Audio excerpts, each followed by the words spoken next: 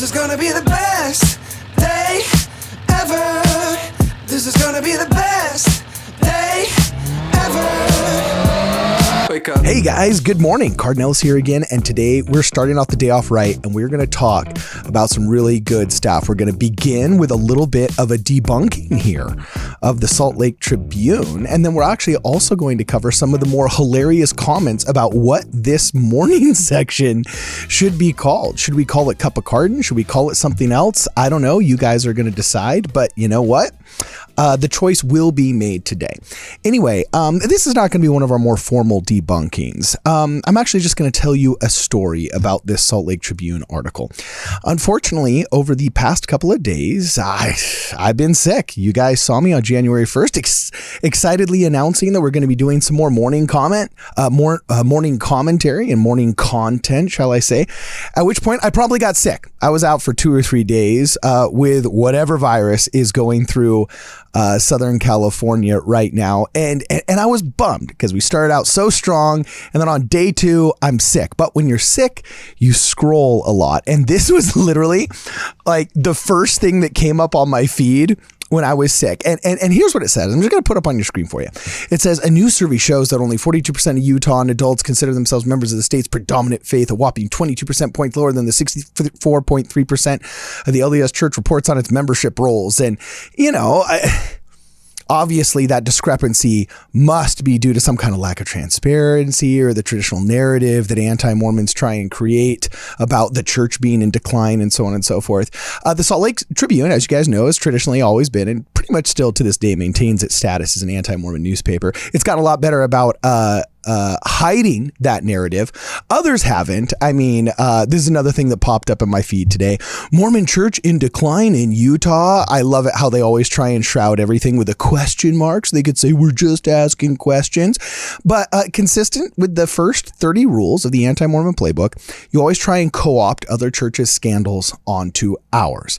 And a big narrative that is circulating now. It's these things come in 7 to 10 year cycles, but one of the ones that's been circulating now for a while that they've been trying out, kind of like how producers down here in Hollywood, like they call it throwing spaghetti at the wall. You just throw a big bowl of spaghetti at the wall just to see what sticks, and what sticks you try and develop and you try and make a TV show or a movie out of. They kind of do that with anti-Mormon criticisms. And right now the big soundbite that seems to be working in their circles, that makes them all happy, is that, oh, the Mormon church is in decline. But, you know, we're going to see if that actually holds any water once you actually apply science. We always love talking about how, you know, science this and science that until science doesn't support statistically, analytically, mathematically, any of our assertions. And then all of a sudden science doesn't matter to these people. But anyway, we're going to just really quickly burn through this just because I want to share with you guys the first thing that came to my mind. And the first thing that came to my mind was my 4th grade and 5th grade class, where we literally had to teach children how to recognize false advertising. I don't know if you guys had to do this as part of your elementary school education, but in California here in Los Angeles, where I grew up, in 4th and 5th grade, I remember being in Mrs. Pace's 5th grade class and being taught that, for example, action figures don't really fly. And G.I. Joes don't actually shoot guns and don't yield explosions. And that a lot of these things you see on TV, they're hyperbolic exaggerations, they're production value, they're cool, but they're not real, right? And I want to take that elementary school lesson, and then I want to dovetail it, shall we say, with the phrase from Mark Twain that there's lies, there's damn lies, and there's statistics. And then I want to show you guys that this is how they lie to you. Okay, this is how they lie to you. And the relationship that most of these people have, and these anti-Mormons have, is a very parasitic relationship. So here's the Salt Lake Tribune, and I want to show you guys this is how they lie to you. First off, let's take a look at the graph. I mean, the first impression of this graph is, whoa, look at that. I mean, if you can see my cursor here, oh, unfortunately, OBS won't let me see your cursor, but look to the left of your screen right now. That first bar is so much higher than that second bar. That final bar on the right is literally less than half the height of that left. That looks like a decline from like 90% down to 15%. Oh my gosh, that looks like some catastrophic loss. I mean, just look at this graph. That is wild. That is nuts. That is insane. Holy smoke. Until you actually zoom in close and you look at the picture up close. And when you look at the picture up close and all of a sudden you give it a little bit more scrutiny is the word I'm looking at. Check this out. When all of a sudden you zoom in, you realize that this whole entire graph only goes from the left side at 52.5%, okay, to, let me put it back down on the screen here, to the right side, hanging out at around, we were at 52%, hanging out at 42%. There's literally only a 10% decline. By the way, this is an overall population, percentage of Utahns who self-identify as LDS. So they're actually polling Utahns as a whole. We're talking that macro society in that state, you know, the number one state for business, where all the businesses are moving to. Do you think all those Adobe executives in that building out of Lehi, Utah, do you think they're all Mormon? The 1-800-CONTACTS guys, yeah, they're notorious for their seminary attendance and institute attendance. No, Utah is a very business-friendly state. It's growing as a population, and believe it or not, members of the church really only constitute what? Less than 1% of the North American population. I think it's less than 2% of America at large. And some of the most populous centers out there, we might be like 3 to 5%. Okay. Excluding, yes, of course, I don't know, Provo, Utah and cities like that. But I mean, this graph right here, this is why Mark Twain said there's lies, there's damn lies, and there's statistics. Not only does it broadly spread from between 2002 and 2021, but the graph only goes down 10%, yet it's made to look like it's some kind of cataclysmic loss. Now, is this a lie? No, it's not a lie. Okay, these stats are correctly represented in a bar graph. But if you're not taught, like my 5th grade teacher, Mrs. Pace, to recognize how they're only showing you a section of the bar graph, and if you represent it this way, it's an exaggeration, okay? And though it may not be a lie, the G.I. Joe is cool, okay? And though it may not be a lie that it does shoot out, you know, lights from its eyes, you know, the lasers, they've put talcum powder inside of the air to make the lasers look cool, and they really are. It's not going to look that way in your living room, kid, okay? We literally need to be taught how to recognize these kind of exaggerations as exactly what they are. Because here's the irony of everything, okay?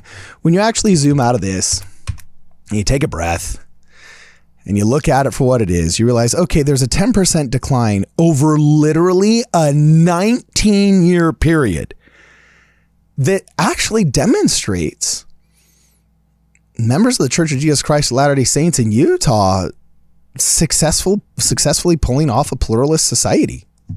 I mean, that's really all it is. It seems to me, as an outsider who's, you know, I've gone to school in Utah, I've got family that has moved there and so on and so forth. I'd say I'm relatively in the know about most of the basics of Utah society and culture. And one of those basics that is wildly obvious is the prosperity of their business sector. There's a reason why business is booming in Utah. And when business booms, guess what? People from all over show up. How do I know this? Because Los Angeles, it's the constant boom town. Okay. San Francisco, we had a gold rush. Why? Business was booming. You know, there's rushes that happen. There's large swaths of people that come when opportunity and prosperity are around the corner. And really, this graph only shows that. But these nefarious headlines, it's obviously meant to cast aspersions and to make people question, is the church in decline, and so on and so forth, and further an anti-Mormon narrative that we're in some kind of decline. But you know, let's take a look for a second at some of the stats. You know, ironically, that came out of the Salt Lake Tribune itself, of course, buried at the bottom of a previous article, because you got to run with the anti-Mormon narrative as the headline. And then so you don't get sued for libel or slander, you know, you got to make sure that on page 14 and paragraph 27, you come up with real stats. than the real math. You can always ask the question with a headline and the question mark at the beginning, but when it becomes time for like bare bone facts, then we got to make sure that that's included, at least so we can't get sued, right? So I actually laughed a little bit when I read this because it reminded me of literally just a previous article I'm going to pull up for you guys here that they reported.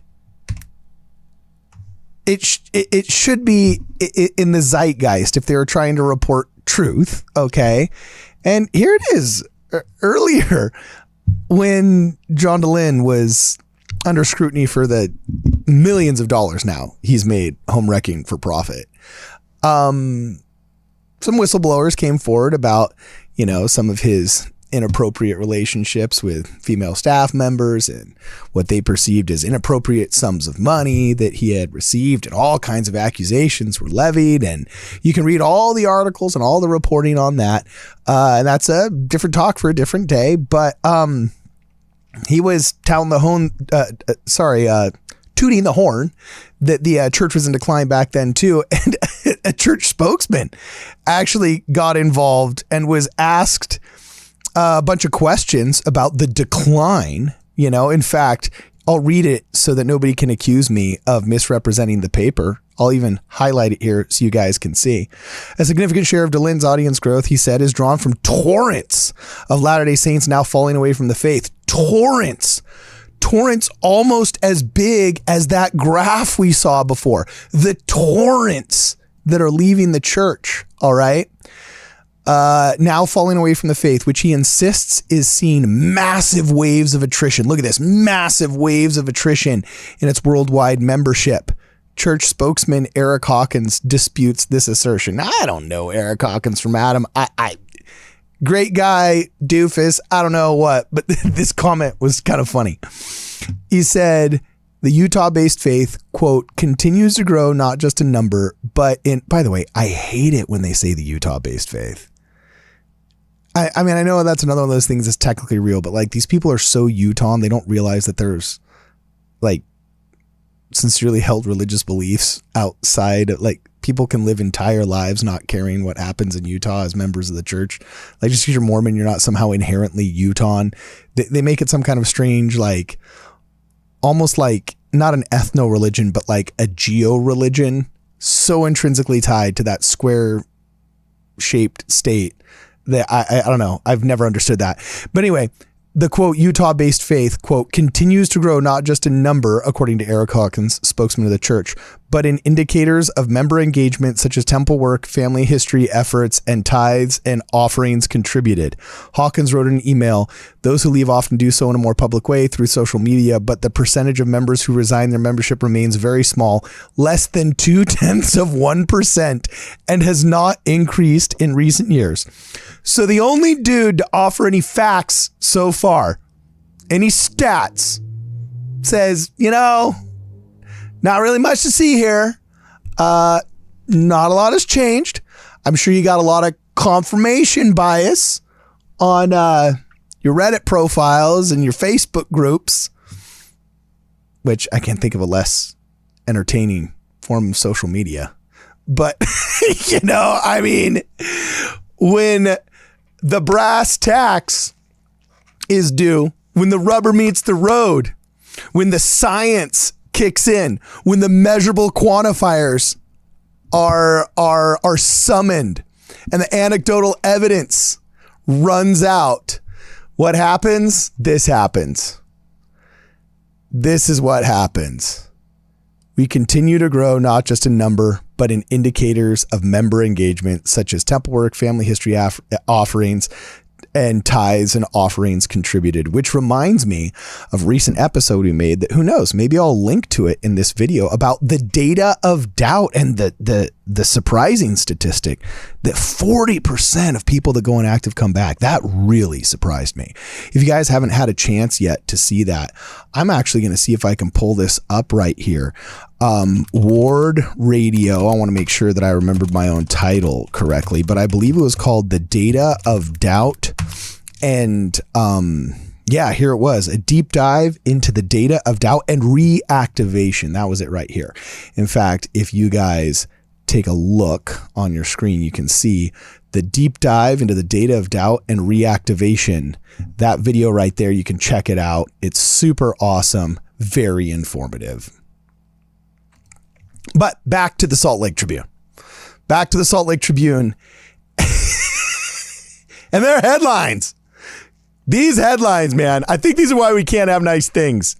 You know, these headlines, man, they can't help themselves.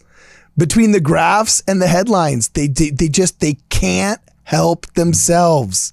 By the way, I could care less what percentage of members of the church there are in Utah. It's a flyover state that I have a tangential relationship to. That's it. Okay. I don't care, but I do care about people misrepresenting reality, especially when it comes to fellow members of my basic faith.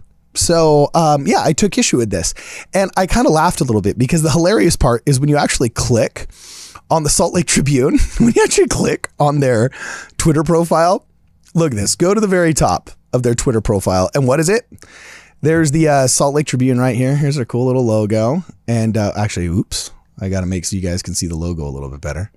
So when you click on the Salt Lake Tribune's Twitter profile, better said, X profile, you'll notice the very first pinned comment is you could get exclusive access to Tribune religion reporting by supporting Mormon Land on Patreon. Join today for as little as $3 a month and don't miss any of the important news. So it's all about their Mormon Land stuff. Like, the hilarious part is these people would be nothing without the Church of Jesus Christ of Latter-day Saints. They're like literal dog parasites that hate the dog whose blood they suck from. They would be absolutely, completely irrelevant. And they're bragging about, gain access to our Pulitzer Prize winning Pulitzer Prize winning journalism. I guarantee you, whatever Pulitzers, if you want to pronounce it correctly, if I'm not mistaken. But anyway, I guarantee you, yeah, here it is. The Salt Lake Tribune is a nonprofit news outlet covering Utah. Read our Pulitzer Prize winning journalism at saltlaketrib.com. I guarantee you it was a Mormon issue that they were writing on to win that Pulitzer. I guarantee you. I absolutely, I would almost put my bottom dollar on it that whatever awards they've been given, whatever Pulitzers they've been awarded, has been on the backs of interest about something having to do with the church. Because it can't be any of this other stuff. Okay, it can't be any of this other stuff. Because when you cruise down here, I mean, look at this. They can't help themselves. You totally see exactly what it's like. Here it is. The anti-vaccine conspiracy theorist Robert F. Kennedy secures spot. Yeah, never mind. It's our ex-president's nephew. No, it's not that guy. No, and even if you hate the idea that he's anti-vax, no, you don't. Heaven forbid you call him an activist. No, anti-vaccine conspiracy theorist Robert F. Kennedy. Oh, so yeah, their politics. Yeah, they're a 501c3 who maintains, they're above the fray. They maintain their. Hey, what's the word I'm looking for, Brittany? When you're third party, you're uninterested. They maintain their. Oh my goodness gracious! I'm blanking on the word right now. Indifference. Yes, they are indifferent. Here is the Robert F. Kennedy anti-vaccine conspiracy theorist. Yeah, they're not sellouts here. When the absolute next article is literally letter. Yeah, let's spite Biden, even if it means we lose everything we didn't appreciate before it was too late. They're literally saying the apocalypse is coming and you will lose everything. Everything neoliberalism is built unless you vote for Biden, our hero. So anyway, I only bring this to everybody's attention. Okay. I only bring this to everybody's attention to illustrate that you can't take these people seriously. Okay. There's a reason why Donald Trump's phrase fake news resonated so far, so hard, and so pervasively through the American lexicon.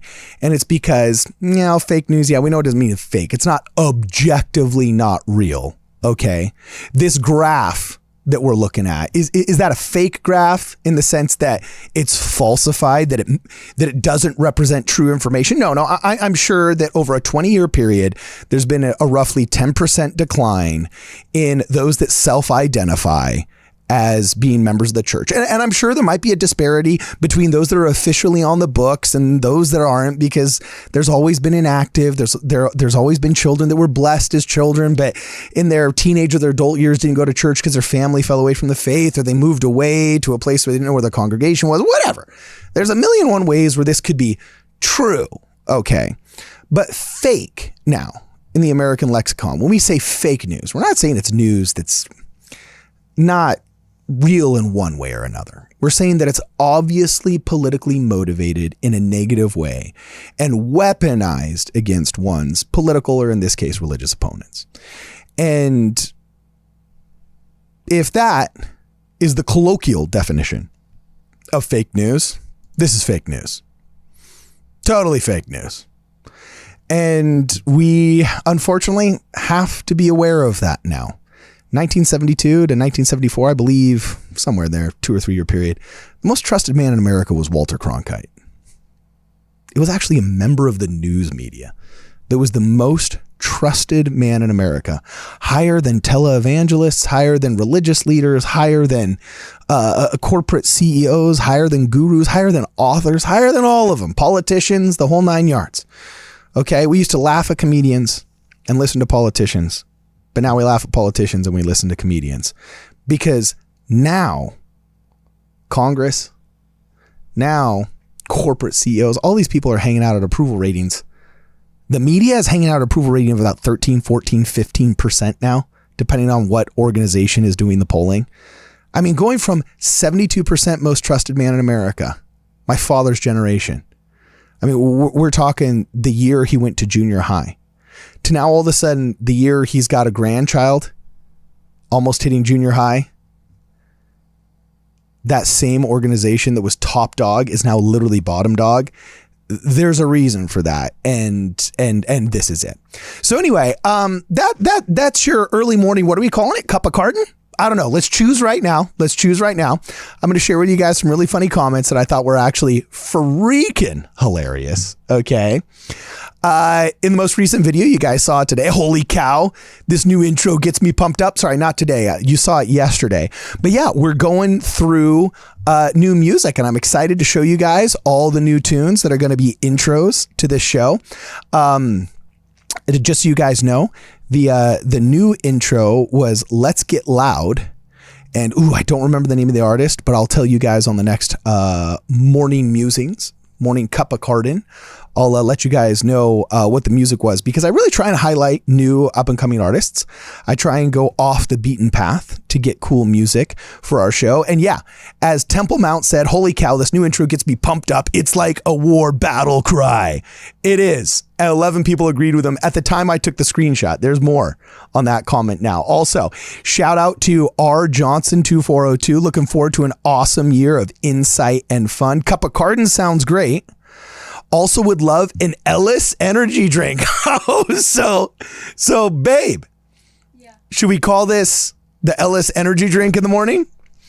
Because, a cup of carton, that's not avoiding the appearance of evil. True. But the Ellis energy drink, that could work. How do you feel about that one? You like it? Not so much? Okay. Yeah. Well, there's the other option right here. How about kicking it with Cardin? Mornings with KC for sure. Short KC. Hey, kicking it with Cardin. That's kind of cool. One's a C, one's a K. I don't know. It's not quite an alliteration. Linguistically, it sounds like one. And then this one I thought was kind of funny. Shout out to Luke V483, who's usually harassing us, but came up with a good idea today. Cup of JosephSmith. Okay, that one was actually really funny, because there's like Cup of Joseph. Unfortunately, anti-Mormons have ruined the moniker. You can't call him Joe Smith because it's been used so pejoratively for so long that unfortunately, I think that would be, that's funny if we could have nice things and anti-Mormons hadn't just been so disrespectful and cruel to Joseph Smith for so long. That would actually be really funny to call it a Cup of Joe Smith, but we can't. So I think what we're going to do is we're sticking with Cup of Carden. And you want to know what put me over the edge? You want to know what put me over the edge? Today, I got a text message from Greg Madsen at Quick Media saying, Cup of Carden sounds great to me. In fact, I do not want to misrepresent this man. So I'm actually going to make sure I quote him properly. He said, quote, Cup of Carden, end quote, sounds great, exclamation mark. So Cup of Carden, it is. It is settled. We're doing it. This is the early morning Cup of Carden, and we hope you guys enjoy it as much as I do. So go on, take on the day. I hope you have an awesome day. I'm ready for work myself. We're going to be running into work, just kissing babies, taking names. What do they say in the beginning of that great movie, Thank You for Smoking, with Aaron Eckhart? He said, got up to hitting home runs and taking names. No, kicking butt and taking names. That's it. So I hope you guys have a wonderful day. You guys kick butt and you take names, and more than anything, you have a lot of fun. And after work's over, you come back here and you join us because we got some really great content coming out. As always, if you haven't had a chance yet to subscribe, please subscribe. And if you hadn't had a chance yet to join the channel or check out our other content, please consider doing that today. We see in our analytics about 40% of our viewers still haven't created an account yet or have checked that alert box so they get every one of the notifications of all the videos we put out. We work really hard on these, so please make sure that you check that box. Either way, it's been real and it's been fun. I want to keep this shorter, but sorry we veered verbose because there was a lot to talk about. Either way, we hope you guys have a wonderful day, and we'll see you guys in the next one. This is gonna be the best day ever. This is gonna be the best day ever. Wake up, top of the morning. The bacon is crispy, the coffee is pouring. My meditation is peeling an orange. The bank says I'm already scoring. I got a parking spot right outside. Step into my brand new ride. All we ever get is green lights and blue skies. This is gonna be the best day